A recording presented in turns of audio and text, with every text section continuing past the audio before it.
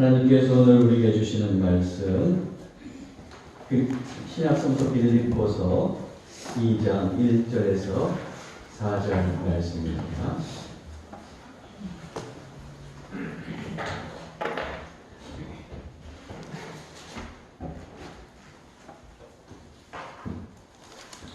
빌립보서 2장 1절에서 4절 말씀 우리 한 목소리로 같이 봉독하겠습니다. 그러므로 그리스도 안에 무슨 문면이나 사랑의 무슨 위로나 성령의 무슨 교제나 긍휼이나 자비가 있거든 마음을 같이하여 같은 사랑을 가지고 뜻을 합하여 한 마음을 품어 아무 일에든지 다툼이나 허용으로 하지 말고 오직 겸손한 마음으로 각각 자기보다 남을 낮게 여기고 각각 자기 일을 돌볼 뿐더러 또한 각각 다른 사람들의 일을 돌보아 나의 기쁨을 충만하게 하라. 아멘.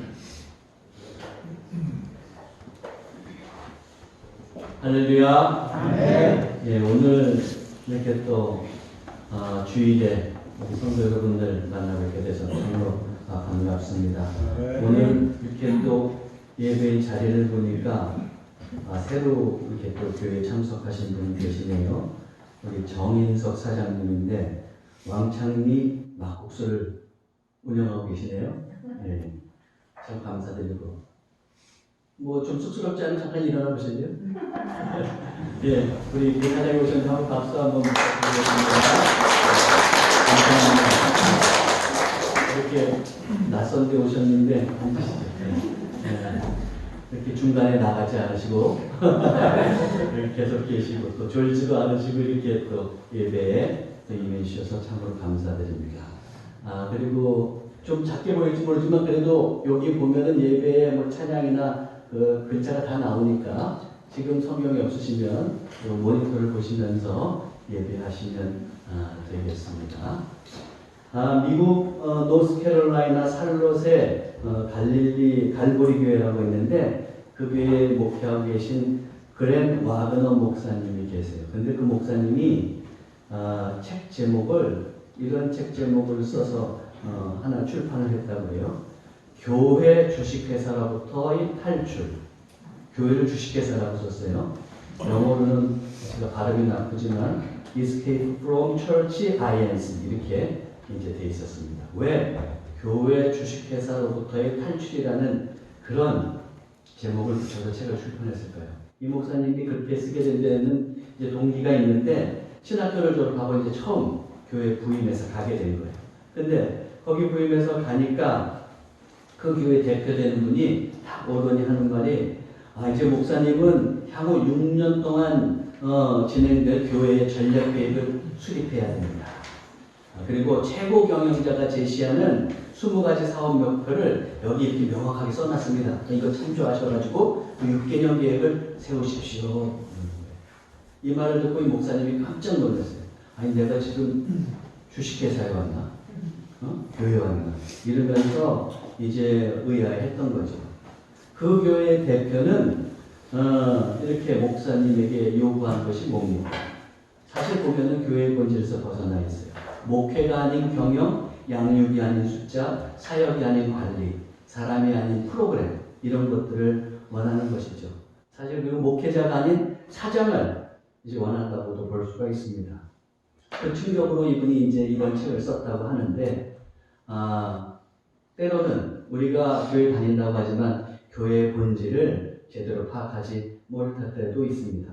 마태복음 16장에 보면 이제 빌립보 가이사랴 지방에 예수님께서 제자들과 이르렀을 때 예수님께서 제자들에게 물으시죠. 너희는 나를 사장 사람들은 나를 누구라 하느냐 물어보신 다음에 제자들에게 너희는 나를 누구라고 하느냐 이렇게 물어봤을 때 베드로가 뭐라고 대답해요? 16장 16절에 보니까 주는 그리스도시요 살아계신 하나님의 아들이시니이다. 주님이 구원자가 되시고 그리고 구원자 되시는 예수님이 하나님의 아들이다. 이 고백을 아주 정확하게 했어요. 그랬더니 이제 예수님께서 그 말씀을 들으시고 이렇게 대답하시죠. 이런 응답을 주십니다. 마태복음 16장 18절에 보면 또 내가 네게 이르노니 너는 베드로라. 내가 이 반석 위에 내 교회를 세우리니 음부의 권세가 이기지 못하리라. 주님의 교회를 세우는데 반석 위에 세운다 그랬어요. 이 반석이라고 하는 것은 베드로 그 이름 위에 세운다는 것이 아니라 우리 개신교에서 이것을 고백할 때는 뭐예요? 베드로가 한 그 신앙 고백, 그 신앙 고백 위에 교회가 서야 된다는 거예요. 그럴 때 교회가 세워지게 된다는 것을 우리는 볼 수가 있습니다. 우리가 깨달을 수가 있어요. 그러므로 교회는, 진정한 교회는 뭡니까? 진정한 고백이 있을 때 교회가 세워질 수 있는 거예요. 바로 예수 그리스도가 나의 구원자가 되십니다. 예수 그리스도께서 나를 위해서 십자가에 못 박히심으로, 그렇게 물과 피를 다 흘리심으로 인해서 우리가 죄 사함을 받고 구원받게 되고 천국의 백성이 된다. 그 예수님이 또한 하나님의 아들이다. 삼위일체 하나님을 믿는다 하는 그 신앙 고백, 그 신앙 고백을 가지고 있을 때, 그런 사람들이 모여 있을 때 교회는 이제 서게 되는 것입니다. 이런 고백을 이제 하는 교회는 어떻습니까? 그리스도의 복음에 합당하게 생활을 해야 되는 것이죠. 그래서 우리가 한 달 전에 살펴봤듯이 빌립보서 1장 27절에서 사도 바울은 이렇게 빌립보 교인들에게 권면했고, 오늘 우리에게 권면하는 말씀이기도 합니다. 오직 너희는 그리스도의 복음에 합당하게 생활하라. 그리스도의 복음에 합당하게 이제 교회된 우리들은 생활해야 하는 것입니다. 자, 그러면 복음에 합당한 교회는 과연 어떤 모습입니까? 그것이 바로 오늘 본문 말씀 1절에 나오게 되는 거예요. 뭐라고 되어 있어요? 1절에 보니까 그러므로 그리스도 안에 무슨 권면이나 사랑의 무슨 위로나 성령의 무슨 교제나 긍휼이나 자비가 있거든 그랬어요. 교회 안에 마땅히 있는 것은 뭐예요? 그리스도 안에서 서로 신앙적으로 권면할 수 있어야 된다는 거예요. 위로하는데 사랑의 위로가 있어야 된다는 거예요. 교제하는데 성령을 중심으로 한 교제가 있어야 된다는 거예요. 서로 긍휼히 여기고 자비롭게 대할 수 있어야 된다는 겁니다. 이런 것들이 있을 때, 이제 예수 그리스도를 고백하면서 이런 모습들이 있을 때 우리는 복음에 합당한 그 교회로 서게 되는 것이죠. 자, 그런데 이렇게 서게 되는 것이에요. 자, 그런데 여기 마지막에 보면 뭐라고 그래요? 자비가 있거든 그랬죠. 있거든. 그랬어요? 그랬죠? 있거든, 이거는 조건절이에요. 여러분들 복잡하게 들리기에는 이건 조건절이에요. 그러니까 이런 것들이 교회에 있어야 되는데 이것이 있으려면 어떻게 해야 되느냐? 이런 것이 마땅히 있어야 되는데 있으려면 하면서 이런 것이 있어야 된다, 이렇게 해야 된다, 저렇게 해야 된다. 그것이 2절에서 4절에 나오는 거예요. 3절, 4절까지 나오는 거예요. 그리고 나서 사도 바울이 결론적으로 뭐라고 4절 끝마무리에 얘기하냐면 나의 기쁨을 충만하게 하라. 이건 사도 바울이 자신을 기쁘게 하라고 하는 얘기이기도 하지만 더 근본적으로는 뭐예요? 하나님을 기쁘게 하라. 당신들이 아까도 얘기한 교회에 합당한 그런 모습을 갖추고 있어서, 그리고 그것을 위해서 행동해서 그래서 하나님을 기쁘게 하는 교회가 되십시오 하는 말이에요. 아셨죠? 네. 예, 그러면 우리는 하나님께서 기뻐하시는 그런 복음에 합당한 교회가 되기 위해서 어떻게 행동해야 될까? 그것을 이제 오늘 2절에서부터 4절 말씀을 통해서 살펴보려고 하는 겁니다. 하나님께서 기뻐하시는 복음에 합당한 교회가 되기 위해서 첫 번째로 교회를 이루는 우리 성도들은 어떻게 되느냐? 하나가 되어야 돼요. 하나. 따라서 해보세요. 하나. 네, 우리가 하나가 되어야 된다는 거예요. 2절에 보면 뭐라고 되세요? 같이 읽어볼까요?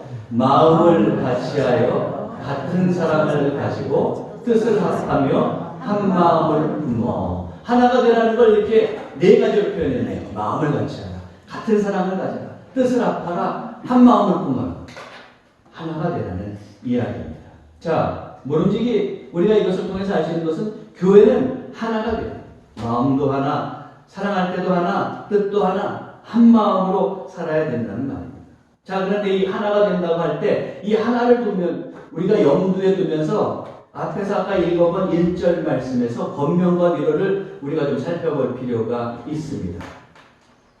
우리는 성도들 간에 서로 신앙의 증진을 위해서 권면할 수 있어야 돼요. 권면하는데 그 권면은 우리가 그냥 뭐 세상에서 이 주식을 잘 사면은 돈 많이 번다 이런 권면하는 거예요? 그런 거 아니잖아요. 우리는 어떤 권면이에요? 그리스도 안에서 권면하는 사람들이에요. 그렇죠? 예수 그리스도를 중심으로 해서 주님께서 원하시는 것을 우리가 서로 권면할 수 있어야 된다는 얘기입니다. 그런데 여러분 권면할 때 교회 안에서 성도들 간에도 서로 권면하고 그러면서 잘 이렇게 신앙을 북돋아 가야 되는데 그때 기억해야 될 것이 있어요. 우리가 권면한다고 할 때 자칫 잘못하면 어떻게 되냐면은 나는 옳고 상대방은 그러다 하는 식에 빠질 수가 있어요. 권면하고 충고 자꾸 하다가 보면 그러면 어떻게 되냐면 권면하는 사람이 그 사람이 나중에 어떻게 되냐면 나는 의인이고 자기도 모르는 사이에 권면을 받는 사람은 죄인이다. 이런 착각을 할 수가 있다는 거예요. 그걸 조심해야 됩니다. 그래서 권면할 때 내 의의가 자꾸 드러나려고 하잖아요. 그러면은 그럴 때는 조금 권면을 미루는 게 나아요. 뿐만 아니라 그 권면을 해가지고 사람들에게 상처를 주는 경우도 있어요. 상당히 조심해야 되는 경우죠. 그런 경우가 있을 때는 조금 뒤로 미뤄야 돼요. 그리고 내가 주님 안에 바로 서 있다 나 자신을 돌아본 다음에 그리고 하나 되는데 다 권면하는 건 뭐예요? 주 안에서 하나 돼서 성장하기 위해서 하는 거잖아요. 그렇죠? 하나 되라고 했는데 그랬는데 내 권면으로 서로 간에 갈등이 생기고 갈라지게 될 것 같으면 그것 때는 미루는 게 낫다. 그래서 권면할 때도 하나됨을 위해서 우리가 권면할 수 있어야 된다. 위로도 마찬가지입니다. 우리가 위로를 할 때도 진정성이 있어야 되는 거예요. 위로할 때 그냥 겉으로만 위로하면 안 돼. 야고보서도 또 뭐라고 돼 있어요? 배고픈데 배불러? 배부르게 살아? 그 다음에 목마른데 그럼 목 좀 축여? 그런다고 가난한 사람이 어떻게 배부르고 목을 축일 수 있겠어요? 그런 식의 위로, 그런 홍수표와 같은 위로를 하지 말라는 것이죠. 그리스도인은 한 공동체에서 진심으로 사랑하는 마음으로 위로할 수 있어야 되는데 위로할 때도 조심스럽게 해야 돼요. 위로를 받는 입장에 있는 사람들은 어때요? 대부분 지금 상처를 가지고 있는 사람들이란 말이에요. 그럴 때 어떻게 해요? 더욱더 상대방을 세심하게 배려하면서 위로할 수 있어야 돼요. 예를 들어서 한번 얘기해 볼게요. 제가 갑자기 어떻게 잘못 넘어졌는데 땅을 짚어가지고 여기를 부러졌어. 내가 아파 죽겠어. 근데 옆에 있던 제 아내가 오더니 괜찮아? 내 팔만 건 괜찮아? 이렇게 해서 괜찮아. 그럼 저가 어떻게 돼요? 아프지 그렇죠? 우리 집사람은 저를 예를 든 겁니다. 저희 집사람이 그런 일은 없어요. 내 마음 이남편 앞에가지고 그러지 마요. 남편도 가지고 괜찮아. 그런 다음에 어떻게 해요? 이게 상처를 더 나게 하는 거지 낫게 하는 거예요? 아니잖아요. 그것과 마찬가지예요. 나에게 지금 상처가 있어요. 그 진정한 위로를 받으려고 하는데 내가 위로한답시고 괜찮아 하면서 난 옛날에 그런 것도 견디면서 내가 지금 이렇게 성공했잖아 이렇게 얘기해요. 어떻게 돼요? 위로를 받아요? 못 받죠. 오히려 더 뭐예요? 저 사람하고 나 사이에 갭만 느껴지는 게 차이만 느껴지는 거예요. 그럼 나는 어떻게 저 사람이 되나? 또 심지어는 어떻게 돼요? 반발심이 일어나잖아요. 하나 될 수도 없는 거예요. 그러면 어떻게 해요? 위로할 때도 더 상대방을 세심하게 배려하면서 위로할 수 있어야 되는 거죠. 그래서 어떻게 해야 돼요? 지금 위로라고 할 때 그 앞에 뭐라고 되어 있어요? 사랑의 무슨 위로라고 했잖아요. 사랑을 바탕으로 한 위로를 할 수 있어요. 사랑을 바탕으로. 그래서 권면이나 위로를 할 때는 늘 어떻게 되느냐 하면 우리가 염두에 둬야 되는 것은 내가 오히려 관계를 깨는 것이 아니냐, 하나 되게 하는 것이냐, 그것을 염두에 두면서 할 수 있어야 된다. 그래서 교회 안에서 권면과 위로할 때 늘 하나됨을 우리가 이제 염두에 두고 할 필요가 있습니다. 예수님께서 십자가에 못 박히시기 전에 제자들과 함께 있으시면서 이제 기도하신 경우가 있어요. 기도하실 때 겟세마네 기도 얘기하는 게 아니고 요한복음에서 나온 기도를 얘기하는 건데 거기 보면 이제 제사장의 기도나 마찬가지예요. 근데 예수님께서 기도하실 때 그러면서 또 제자들에게 말씀하시면서 뭐라고 그랬느냐? 요한복음 10장 3절에 보면 이렇게 되어 있어요. 여기서 나는 예수님이에요. 나와 아버지는 뭐라고요? 하나. 한 마음이 하나님의 그 성부 하나님의 하나 마음을 그냥 하나로 느끼고 너무 분명히 알고 있기 때문에 예수님이 십자가의 길을 가시는 거 아니에요. 예수님도 육으로 오셨기 때문에 힘든 거예요. 그렇지만 너무나도 하나님의 뜻을 명확하게 알고 있기 때문에 하나됨의 그 존재로서 예수님은 그 십자가의 길을 걸으시고 우리를 구원해 주신 거란 말이에요. 자, 그런데 이렇게 예수님과 하나님 아버지는 하나였는데 이제 예수님께서 그 하나님께 기도하면서 성부 하나님께 기도하면서 제자들을 위해서 기도하면서 뭐라고 그러셨느냐 한번 보세요. 17장 11절 제사장의 기도예요. 보통 우리가 얘기하는 17장이 그런데 뭐라고 그랬어요? 나는 세상에 더 있지 아니하오나 그들은 제자들은 세상에 있사오고 나는 아버지께로 가옵나니 거룩하신 아버지여 내게 주신 아버지의 이름으로 그들을 보존하사 우리와 같이 하나님과 당신 예수님과 같이 하나였죠? 그 하나인 것 같이 그들도 하나가 되게 하옵소서. 어때요? 예수님은 예수 그리스도를 믿고 교회된 우리들이 하나가 되는 거죠. 하나가 돼서 살아요. 근데 그냥 어떻게 우리가 신앙생활을 내가 좁아 안 맞다고 그냥 이거에서 안 맞고 저거에서 안 맞고 이렇게 걸리고 저렇게 걸리다 보면 한 사람도 안 나는 거예요. 사람은 다 달라요. 다 다르지만 하나님께서 기뻐하시는 교회로 세워져 가기 위해서는 어때요? 내가 조금씩 이해하고 하나 되고 노력해야 된다는 말이에요. 주님께서 하나 되기를 원하십니다. 그런데 교회가 돼서 교회 안에서 다툼이 일어나고 잡음이 일어나면 되겠어요. 저는 우리 교회가 그렇지 않아서 참으로 감사하고 있습니다. 그런데 어느 이런 얘기가 있잖아요. 버스가 이제 탁 가고 있는데 어떠냐면 두 사람이 버스 안에서 자리를 놓고 막 싸우는 거야. 다투는 거야. 그 승객들도 많이 있는데 어떠냐. 그 사람들도 그냥 염두에 두지 않고 그냥 큰 목소리 내면서 싸우는 거예요. 그랬더니 한 중년의 승객이 참다 못해서 시끄러워서 다음 정류장에서 내리면서 이렇게 소리쳤다니까. 여기가 교회인 줄 알아?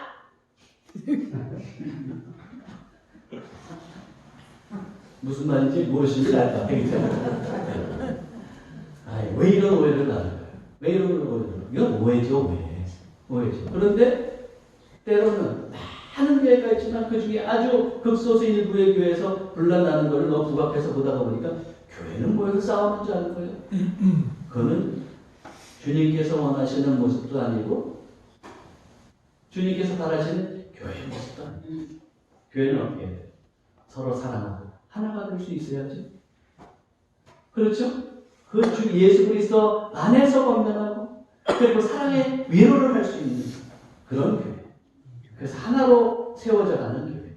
우리 교회가 그런 교회가 되기를 원합니다. 또 여러분들이 속해 있는 여러분의 가정, 또 여러분의 직장의 공동체도 그렇게 하나 되는 공동체가 되기를 바랍니다. 아멘. 자, 두 번째로 하나님께서 기뻐하시는 그런 복음에 합당한 교회가 되기 위해서 우리는 또 교회된 우리들은 어떻게 해야 되느냐? 저를 따라서 해보세요. 겸손하라. 그렇게 하면 겸손하자. 겸손해야 된다는 말이에요. 3절에 뭐라고 되어 있습니까? 아무 일에든지 다툼이나 허영으로 하지 말고 오직 겸손한 마음으로 각각 자기보다 남을 낮게 여기고. 여기 보면 하지 말라는 거 두 개, 하라는 거 두 개가 나와요. 그렇죠? 하지 말고 뭐예요? 다툼이나 허영이. 다툼이라고 하는 것은 이 헬라어를 그 본래 의미를 따지면 어떻게 되냐면 이기적인 욕망 또는 자기를 높이려고 하는 그런 욕망, 욕구를 얘기해요. 근데 어때요? 내 이기적인 욕망이 있고 욕구가 있어요. 그럼 그것을 자꾸 채우려고 하다 보면 싸우게 되죠. 그래서 다툼이란 그 단어까지 나오게 돼, 그 의미까지 나오게 되는 거예요. 여러분들 보세요. 제자들이 왜 그 예수님 생전에 돌아가시기 전에 십자가에 못 박히시기 전에 그때 막 제자들끼리 싸우잖아요. 왜 싸웠어요? 누가 더 높으냐? 그거 가지고 이기적인 욕망 더 높아지려고 싸우잖아요. 그런 식으로 나의 이기적인 욕망이 높아지고 이러면 다툼이 일어나게 돼 있는 거예요. 그것뿐만 아니라 또 허영이라고 했어요. 허영은 뭐냐면 헛된 영광을 추구하는 것을 말합니다. 사람을 살다가 보면 자꾸 허영심이 있게 되는 것이죠. 나도 모르는 사이에 그것을 자제하려고 하지 않으면 허영심이 자꾸 있게 돼요. 근데 허영심이 있으면서 그런 걸 사람들한테 얘기하면 사람들이 잘 받아주는 것 같잖아요. 겉으로 보기에는 잘 받아주는 것 같아요. 그렇지만 앞에 사람들 다 알아. 내가 허영을 가지고 얘기하는 건 다 알아. 그런데 그냥 얘기하니까 그래 알았어 받아주는 거지. 우리 얼마 전에 축구계가 발칵 뒤집혔잖아요. 지금 100억을 지금 손해보게 생겼어. 그 한 외국 그 감독 때문에요. 근데 그 감독이 보니까는 어때요? 작전도 없고 선수를 잘 활용할 줄을 몰라. 근데 그냥 뭐는 그렇게 그만두면서도 뭐예요? 자기는 그냥 자기가 부임하고 나서 이 한 대표팀을 그냥 10연 뭐예요? 10게임 동안 한 번도 패하지 않고 이끌었다. 그러면서 막 얘기하는 거예요. 그렇지만 우리 축구 팬들은 다 얼마나 약한 팀하고 싸웠는지 그리고 얼마나 전술이 없었는지 다 안단 말이에요. 그렇게 자기를 높이려고 하지만 어때요? 사람들은 주변 다 아는 거거든요. 그거는 다만 크리스만 감독에게만 속하는 것이 아니고 우리도 마찬가지. 내가 뭔가 자랑하고 자꾸 허영심에서 말하려고 하면 사람들은 다 그냥 깜빡 넘어가는 것 같지만 다 알고 있어요. 어쨌든 다툼이나 허영, 이기적인 욕심으로 인해서 나오는 다툼이나 허영 이런 것들은 주님께서 원하시는 모습이 아니죠. 우리는 교회된 우리가 정말로 살아야 되는 모습은 뭐예요? 겸손한 마음. 또 한 가지는 하라고 한 것이 뭐예요? 자기보다 남을 낮게 여기라 그랬어요. 성경을 보면은 비슷한 단어가 이렇게 두 가지 짝지어서 나올 경우가 있습니다. 그건 강조하기 위해서 그렇게 나온 것이라고 보면 됩니다. 여기서도 보면 겸손한 마음으로 자기보다 가까운 남을 낮게 여기고 한마디로 얘기하면 겸손하게 살라는 거예요. 다툼이나 허영 같은 거 그런 거 멀리하고 그러면서 겸손하게 살라 그 얘기예요. 근데 이렇게 겸손하게 산다고 할 때 이 겸손과 우리가 교제를 1절에 나오는 교제를 연관지어서 한번 볼 필요가 있습니다. 교회에서 성도들이 교제할 때 어때요? 다툼과 영광을 가지고 허영을 가지고 하면 되겠어요? 안 돼요. 그럼 그 교제는 바른 교제가 될 뿐만 아니라 깨어질 수밖에 없는 교제가 되는 거죠. 진정한 교제가 이루어질 수 없습니다. 근데 인간은 어때요? 자기도 모르는 사이 육적인 그런 이기심과 허영심이 있게 됩니다. 그런 게 있어서 어떻게 되냐면 자꾸 어떻게 교제하다가 보면 내 자랑이나 하게 되고 그리고 자꾸 그냥 남보다 다 우위에 서게 되려고 하고 그러다가 보니까 분쟁이나 다툼이 일어날 소지가 있다는 거예요. 그러면 그것을 이제 우리가 누르고 겸손하게 살기 위해서 어떻게 해요? 오늘 1절에 보니까 교제는 무엇의 교제라 그랬어요? 성령의 무슨 교제나 그랬잖아요. 교제할 때 성령께서 이끄시는 교제가 돼야 된다. 뭐예요? 내 육적인 삶은 본성은 어때요? 자꾸 이기적이고 다투려고 하고 허영심에 차서 살아가려고 한단 말이에요.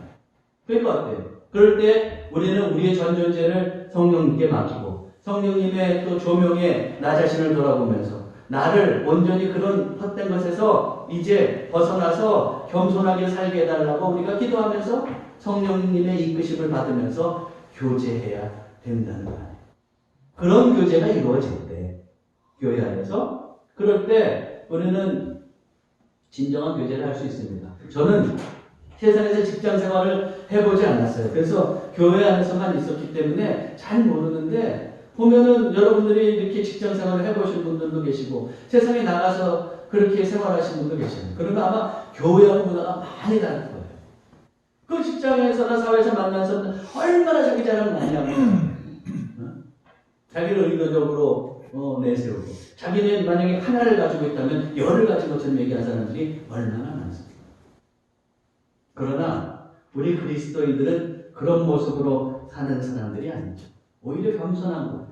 그리고 성도 간에 교제하면서 어때요? 내가 우위에 서려고만 하고 그러지 않아요. 오히려 섬겨줘요.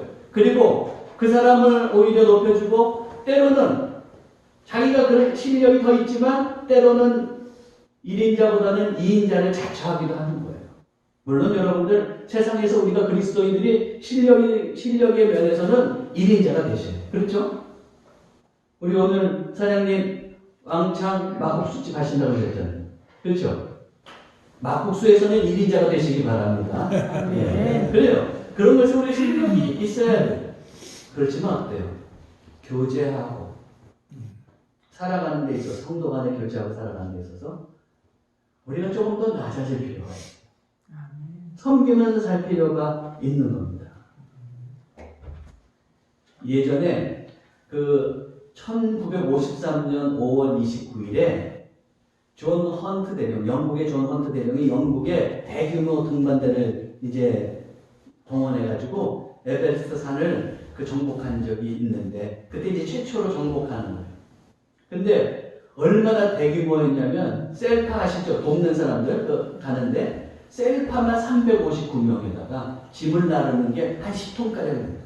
그러니까 수많은 사람들이 간 거예요. 근데 그렇게 에베레스트를 올리는데, 그러다가 이제 그 1953년 5월 29일 최초로 그 에베레스트를 이제 정복하는 인간이 에베레스트를 정복하는데, 오전 11시 30분에 그 뉴질랜드에서 양봉을 하던 그 산악인 에드먼드 힐러리, 아마 제가 그 옛날에 읽은 책에 의하면 이 에드먼드 힐러리가 예전에도 이 그 에베레스트를 도전했어요. 그런데 그때는 성공하지 못했어요. 근데 그때 에드먼드 힐러리하고 셀파였던 텐징 노르가이가 바로 5월 29일 11시 30분에 그 에베레스트의 정상에 탁 올라가게 된 겁니다. 근데 사실 내막은 어떻게 되냐면, 오전 11시경에 이 셀파인 텐징 노르가이가 먼저 정상 바로 밑에 있었어. 근데 올라갈 수도 있는데 정상에 올라가지 않고 이 에드먼드 힐러리가 오기를 기다린 거예요. 자기는 뭐예요? 자기 셀파잖아. 도와주는 사람이죠. 그러니까 기다린 거예요. 에드먼드 힐러리. 근데 힐러리가 한참 뒤쳐졌어요. 그래서 힘들게 30분을 기다린 후에나 그 에드먼드 힐러리가 왔습니다. 그렇게 같이 오니까 그 다음에 텐징 노르가이하고 올라가게 하는 거예요. 그러면서 에드먼드 힐러리를 먼저 정상에 올려보내고 자기도 올라가서 그 다음에 그 땅에 눈 속에다가 자기 딸이 준 그 크레파스를 이렇게 묻었다는 거예요. 그래서 처음에 알려지기는 에드먼드 힐러리하고 텐징 노르가이가 같이 정상에 올랐다 이렇게 알려졌지만, 나중에 에드먼드 힐러리가 고백하는 겁니다. 사실은 이런 일이 있었습니다 하고 고백해요. 여러분, 이 텐징 노르가이 그 셀파로서 그렇게 그런 역할을 하면서 스스로 2인자를 자처하는 이 모습 얼마나 아름다워요. 여러분, 교회도 아름답게 세워져 나가려고 하면 섬기는 사람이 있어야 돼요. 겸손하게 대하는 사람이 있어야 돼요. 그럴 때 교회가 교회다워지는 것이죠. 가정에서도 마찬가지예요. 여러분들은 연세 드신 분이 안 그렇지만 젊은 사람들 보면 어떻습니까? 젊은 사람들도 안 그렇겠네. 저만 그래요. 잘 생각. 보면은 저희 집 사람이 아들 하나 키우는 겁니다. 아들 하나 키우고 철이 없으니까 아들 하나 키워요. 근데 남편이 이게 아들처럼 생각하면서 키우는 거예요. 그럴 때 어떻게 남편을 제대로 그러면서 더 목사로서 바로 세우고, 그리고 사회에서 반듯한 모습을 세워갈 수 있어요. 겸손하게 어때요? 존중해 줄 때. 그럴 때 남편은 어떻게 돼요? 더 자부심을 가지고 가정을 위해서 일하게 되고, 각 가정에서 그러면서 세워져 가는 거 아니겠어요? 가정에서도 부부간에 서로 겸손하고 섬기려고 하지만 않으면 어떻게 돼요? 내가 위에 서려고 하면 다툼밖에 일어나는 게 없어요. 그렇지 않습니까? 가정에서도 마찬가지고 교회에서도 그렇습니다.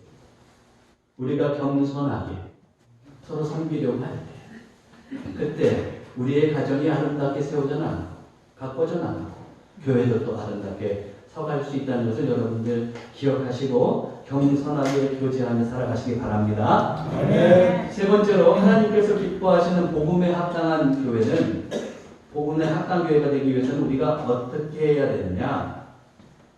저를 또 따라해주세요. 돌보면서 살아갈 수 있어야 됩니다. 4절을 보세요. 이제 4절 보면 각각 자기 일을 돌볼 뿐더러 또한 각각 다른 사람들의 일을 돌보아 나의 기쁨을 충만하게 하라. 근데 돌보는데 첫 번째 자기 일을 돌보라 그랬어요. 이건 뭐예요? 조금 더 돌려서 말하면은, 편하게 풀어서 얘기하면은 자기 일의 책임감을 가지고 잘 완수할 수 있어야 된다는 거예요. 남 돌본다고 자기 일도 책임감 있게 못하면서 남 돌본다는 건 어불성설이에요. 그렇죠? 그 자기 일들을 충실하게 감당할 수 있어요. 교회에서도 어때요? 하나님께서 우리에게 맡겨주신 직분이 있고 봉사의식이 있잖아요. 그런 것들 잘 감당할 수 있어요. 때로는 제가 이제 서울에서 이렇게 교회에서도 어떤 목회를 하고 이럴 때 보면은 교인들이 많잖아요. 그러면서 거기서 하다가 보면 봉사의 직분을 맡겨놓고 나서 뭐냐면 책임 없이 그냥 방기하면서 그냥 신앙생활하는 분들이 있어요. 근데 교회는 월급 주는 곳이 아니잖아요. 그런다고 해서 뭐라고 할 수는 없습니다. 그냥 목사만 애가 탈 뿐이지. 그러나 어때요? 엄밀하게 보면 하나님께서 주신 직분이죠. 그렇게 자기에게 맡겨주신 직분을 무겁게 생각하고 책임을 다 감당할 수 있어요. 교회적으로도 마찬가지예요. 교회에게 또 하나님께서 주신 책무가 있다면 그 책임을 잘 감당해요. 우리 교회가 지금 이렇게 세워져 오면서 저는 우리 교회에서 목회하면서 이거 하나만큼은 이 책임은 방기하지 말아야겠다 하면서 해오는 게 있어요. 많이 하는 건 아니지만 우리 교회에서 선교비 지출하는 거.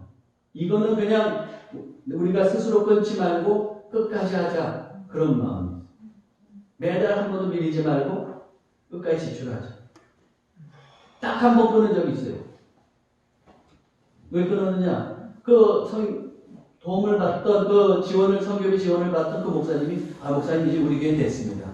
형편이 됐으니까 다른 교회를 도와주시죠. 그래서 끊은 경우는 딱 한 번 있어요. 그렇지만 그렇지 않고는 어떻게 하냐면 계속해서 그 교회의 책임을 감당해요. 어쨌든 여러분들 이렇게 생각하셔야 돼요. 교회에서도 개인적으로도 어때요? 자기 일을 돌보면서 자기의 책임을 다 할 수 있어야 돼요. 근데 그것과 더불어서 이제 돌보는 게 어때요? 나의 일만 돌보면서 나만 돌보면서 살아가는 게 아니에요. 그 다음에 각각 다른 사람들의 일을 돌보아야 돼요. 돌보면서 살아가야 돼요. 그 외연이 그렇게 넓어져야 되는 겁니다. 자, 그런데 이 돌본다는 거하고 우리가 또 1절의 말씀 중에서 이 긍휼과 자비를 한번 연관해서 살펴보도록 해요. 긍휼이라고 하는 것은 이 헬라어는 뭐냐면 원래는 심장, 내장을 뜻해요. 그 심장, 내장을 뜻하는데 그러니까 우리가 알아야 될 것은 뭐예요? 유대인들의 이 긍휼의 감정이 심장에는 내장, 특별히 그 내장에서 나온다고 생각했어요. 그건 뭐예요? 속에서 나오는 거잖아요. 저는 그래서 이렇게 생각해요. 이렇게 저는 생각하고 있어요. 유대인들이 생각하는 긍휼은 속에서 우러나오는 거예요. 우러나오는 거구나.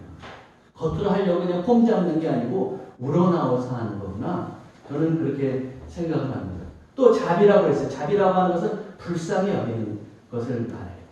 그런 정말로 불쌍히 여김이 있을 때 진정으로 도와줄 수 있는 거겠죠. 그런데 여러분 한번 생각해 보세요. 이 긍휼이나 자비를 이제 베풀려고 할 때 우리는 늘 내가 돕는다는, 도우면서 그리스도인을 살아가야 된다고 하는 의식이 있어요. 그럴 때 뭐냐면 그런 의식을 가지고 살아가면 상대방을 볼 때 내가 긍휼히 여겨야 될 대상, 자비를 베풀어야 될 사람이 보인단 말이에요. 그래서 우리가 도울 수가 있는 거예요. 여러분 생각해 보세요. 난 내 하기 바쁜데 언제 누구를 돕고 살아? 그런 마음으로 살아보세요. 도울 사람이 보이질 않아요. 자기 일만 보고 자기 일만 자기 가정만 내 새끼만 보이고 그렇게 되는 거예요.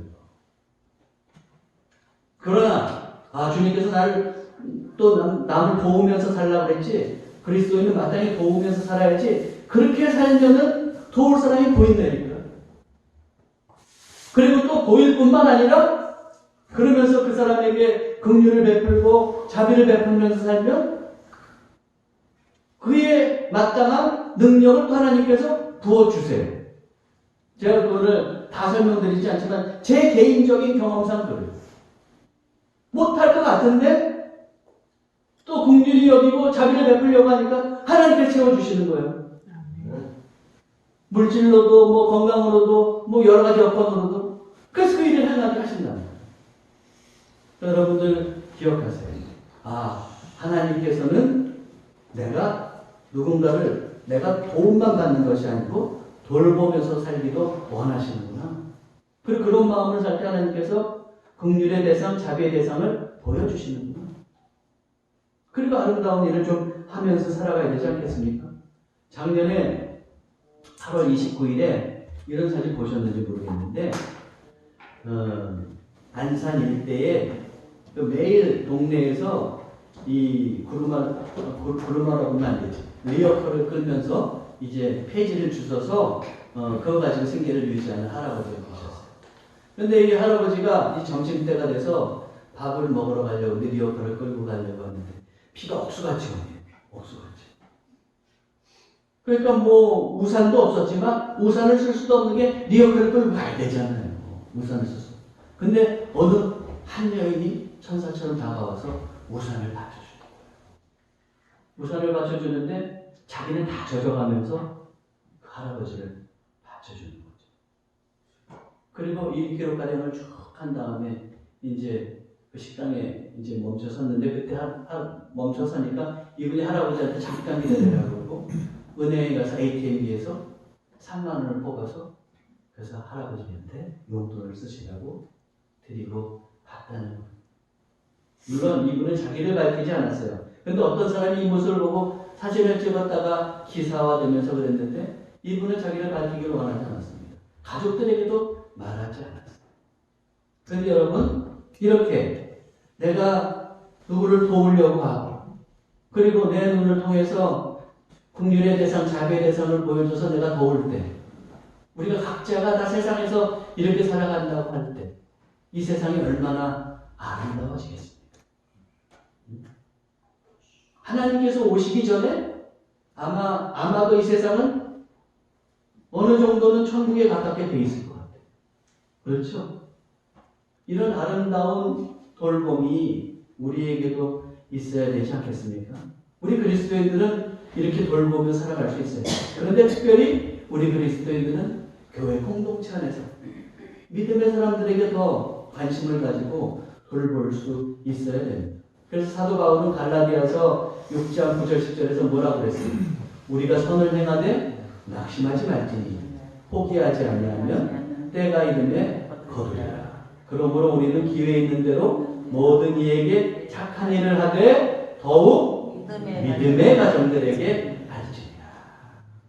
우리 믿음의 가정들을 우리가 내가 돌봐야 될 사람은 없는가 기도하는 마음으로 돌아보면 또 그렇게 자비를 베풀고 긍휼을 베풀 대상을 하나님께서 또 마음에 감동을 주실 수도 있어요. 그래서 우리가 그런 사람들에게 또 사랑으로 다가갈 수도 있어야 된다는 겁니다. 사랑하는 성도 여러분, 여러분들 세상에 나아가서도 긍휼과 자비로 도우면서 살아가시기 바랍니다. 특별히 교회에서 믿음의 성도들을 그런 눈으로 바라보시고 서로 도우면서 아름답게 이 교회 공동체를 만들어 가시기 바랍니다. 1절 말씀입니다. 그러므로 그리스도 안에서 무슨 권면이나 사랑의 무슨 위로나 성령의 무슨 교제나 긍휼이나 자비가 이런 것들이 다 교회에 있어야 되는데 그러기 위해서 하나님께서 기뻐하시는 교회가 되기 위해서 우리는 어떻게 해야 됩니까? 하나 되어야 되겠죠. 겸손해야겠죠. 서로 돌보아야 되겠습니다.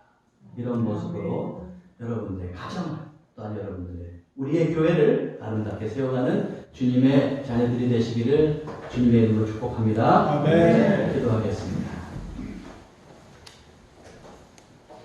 사랑의 하나님, 우리의 교회가 복음에 합당한 교회가 되기를 원합니다.